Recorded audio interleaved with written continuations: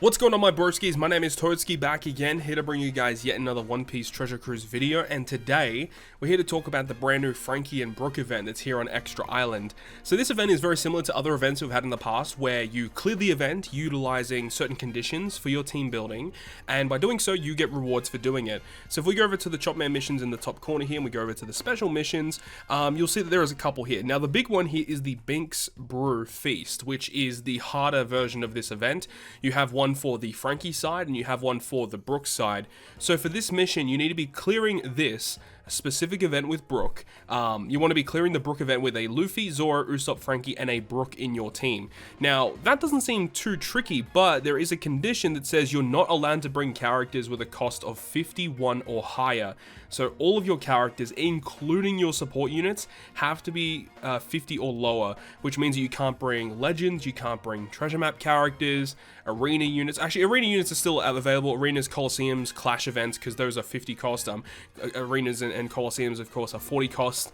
And in this video today, I'll be showing you guys the team that me and my girl Carissa came up with that actually was able to beat this event. So we'll be going ahead and getting through that. However, there is an easier version of this event with the Frankie, and that does require two different teams. One of them requires Luffy, Zoro, Robin, Chopper, and Frankie, and the other one requires Sanji, Usopp, Nami, and Brook. Now, what I did in order to clear those, just to clear this up for you guys, is I just used the free-to-play size Straw Hats with the super type free-to-play Luffy as the captain, and just fulfilled the condition, and that was it. Like, the 20 stamina event is ridiculously easy. You don't need to worry about it, so that's very, very simple. But the Brook event is definitely a little bit more challenging, which is what we're going to be going through in this video today. So hopefully you guys go on to enjoy the video, but without further ado, let's go ahead and jump into it.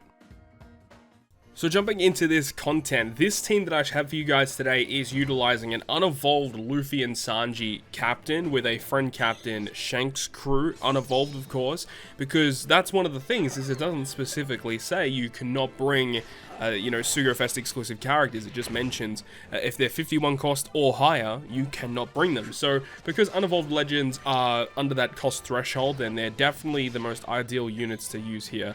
Another type of unit you could potentially use is, I know that some people are adopting maybe Luffy Law unevolved, or potentially Legend Frankie unevolved because of his captain action giving you enhanced damage reduction, which we'll talk about in a little bit and why that would be useful. But definitely Luffy Zoro is another really solid option, because you do need a Zoro on your team, you need a Luffy on your team. So Luffy Zoro obviously fulfill two character conditions in one character, so that is another really, really solid option. But just talking about this event, with this particular event, you can see with this team, we do have the random free-to-play Zoro. He's really nice because he does damage, and we do have Koshiro support attached to this Zoro. If you don't have Koshiro, you can definitely, I think the Sai Zorojiro has a special that removes increased defense, so you could just potentially replace him with that. I decided to use Zorojiro because he gives a self-proccing conditional boost, so just a 50% bonus is always nice to have. We got Shanks crew here because we love his chain locking effect, plus he does have that switch effect to generate an attack boost for us, and when he's in his dual form, he's going to have the ability to do end of turn damage, and the end of turn damage that he provides is actually very, very key, because on the final stage against Brook, he does have a resilience buff, so having Shanks crew in his dual form, we can allow his captain ability to just kill through the resilience, which is really, really good. We do have Usohachi as well, because also on the final boss stage, we're going to be inflicted with special reverse, so having that's really, really key.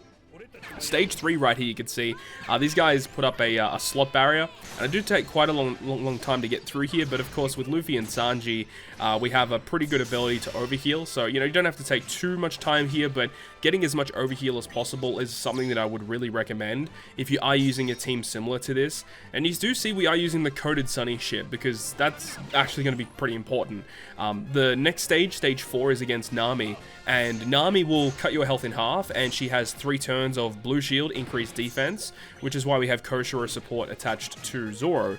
But the thing is once you kill Nami, she's going to do a death hit, and the death hit I think is around 40,000 damage, something like that.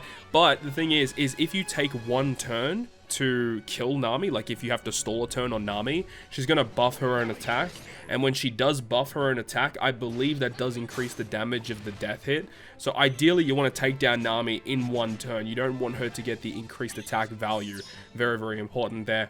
But we are using the Coated Sunny to help us mitigate some of that damage. Plus, we have overhealing, so the health cut that we get from Nami isn't as significant as what it really could be because of the amazing overheal.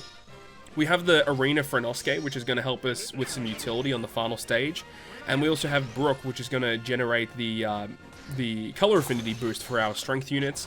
And we do also have the Pedro support, which the strength Pedro from the anniversary celebration with Luffy Sanji attaches to Brook, and whenever you're inflicted with despair and attack down, he can remove it by 2, which is great, because with the combination of Brook with the support of Pedro and then Frenosuke, we can remove all the turns of despair and attack down on the final boss stage. And we did mention the resilience is on the final boss stage. There's going to be special reverse on the boss stage, and we do get a full board of block orbs, but of course with Luffy and Sanji special, we do get a full board of recovery slots. Ensure that when you are using this team to use your Frenosuke special first before you do any switching or any specials on the final boss stage, because Frenosuke special will remove all beneficial effects. So you want to use Usuhachi first to reverse all your specials, then Frenosuke, and then do all your switching and specials. So make sure to do that, because I did have to reset, because I kind of realized that when I used my Luffy Sanji special, I had no recovery slot because I switched then used Frenosuke. But either way, this team was really, really great. And of course, you don't actually have to have Luffy Sanji yourself. You can use an unevolved Shanks crew and then a friend captain Luffy Sanji. That is definitely viable. Ensure that if you are running a team with unevolved legends, to make sure that they are socketed, because that's going to help you a lot, especially with despair. Auto heal is going to be very useful here as well. Damage reduction sockets if you need them, also going to be kind of nice, depending on your team composition, of course. But if you are able to take down the team with this condition, you get some gems, you get some rumble scrolls, which is all kind of nice. Like, it's nothing like game breaking if you do miss out on this event, but definitely getting access to, you know, some extra rumble scrolls and a few extra gems is obviously really, really nice. And if you do complete this event 5 times, you do get an additional 3 rainbow gems, which is pretty cool. You don't have to complete it with the condition in mind. You can complete it however you want, but as long as you complete one of those 5 clears with the team composition that you need, then that's basically it. But that is going to wrap up this video today. I really hope you guys enjoyed this one, and if you guys did enjoy it, make sure to go ahead and leave a like. And if you want to stay up to date with all the content that I post, including more One Piece Treasure Cruise content, make sure to hit the subscribe button down below. But on that, guys, I'll see you guys within the next video.